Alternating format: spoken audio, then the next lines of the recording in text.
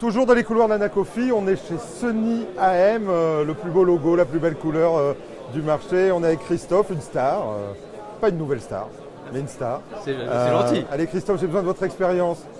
On n'a pas beaucoup de visibilité, on a la trouille, il y a du risque sans rendement, c'est le grand mot actuel. Qu'est-ce qu'on fait quand on n'a pas de visibilité? Alors déjà c'est très français, c'est-à-dire de vouloir jouer absolument à se faire peur. Merci, on est pile dans l'exercice, donc voilà, on veut absolument jouer à se faire peur.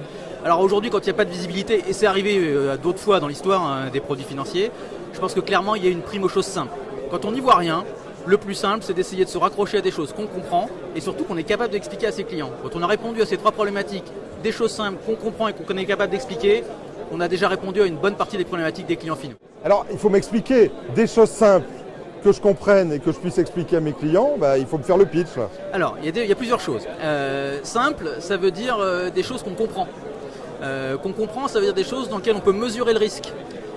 Une obligation du secteur privé que l'on porte à son terme, c'est assez basique, c'est un contrat, une durée, un taux, on a une très bonne visibilité, on sait où on va et donc on peut l'expliquer facilement et comprendre facilement finalement où on peut aller.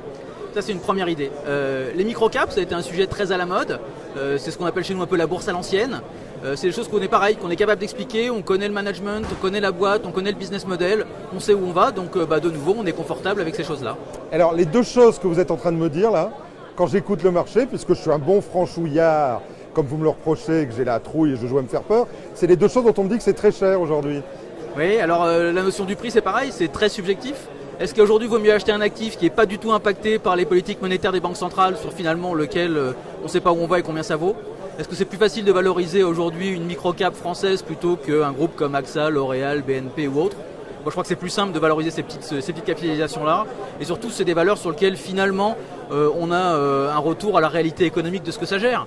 Donc, et des valeurs qui finalement évoluent en fonction de paramètres économiques et de résultats économiques. Donc ça me semble plus confortable. Allez, on est là pour faire un jingle pub, pas seulement pour parler des marchés en tant que tels. Donc pour ceux qui ne vous connaîtraient pas, ils sont rares, je l'avoue, mais quand même, qu'est-ce que je trouve de simple et que j'explique bien chez vous?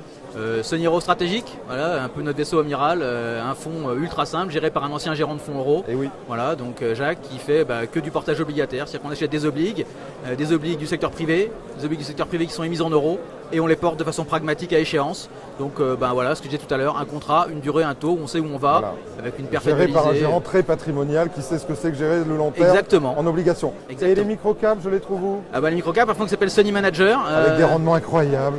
Oui, alors incroyable, oui, c'est perte passée, bien évidemment. Oui. Alors ça continue de bien se passer. C'est pour ça que je disais que c'était cher. Ouais, tant mieux, ça continue de bien se passer. Le portefeuille aujourd'hui n'est pas exactement le même de celui d'il y a 4, 5 ou 6 ans. Donc un portefeuille avec des vraies bonnes performances. 80% de l'actif des actionnariats familiaux, donc ça garantit rien, mais intuitivement on se rend bien compte que c'est plus confortable. C'est leur argent. Ouais, on voit que c'est plus confortable. Donc voilà, un fonds qui continue de très bien travailler, voilà, avec beaucoup de visibilité, un fonds concentré, enfin voilà, des belles choses à raconter. D'accord, et bien on va aller regarder ça et vous me raconterez ça, on se retrouve en débat la semaine prochaine et donc vous me raconterez un peu mieux, je viendrai vous mettre sur le grill sur ces choses simples justement. Avec plaisir.